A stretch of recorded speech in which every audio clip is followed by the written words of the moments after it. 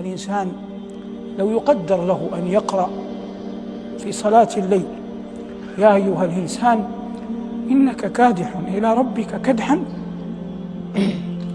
فملاقيه،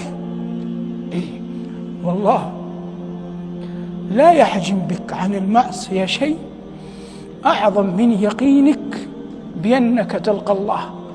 ونحن على يقين أنه لا يوجد مؤمن الله هين في قلبه إلى أن يصل إلى مرحلة لا يهمه أن يلقى الله.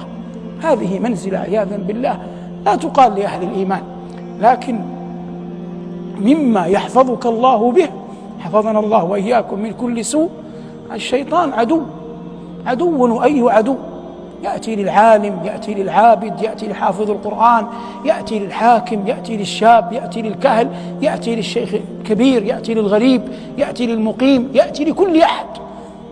هذا عهد قطعه على نفسه: فبعزتك لأغوينهم أجمعين. لكن لا بد من أن يلجم، ولن يلجم بشيء أعظم من أن تذكر نفسك بأنك ستلقى الله. اللهم إنا نسألك حسن الحياء منك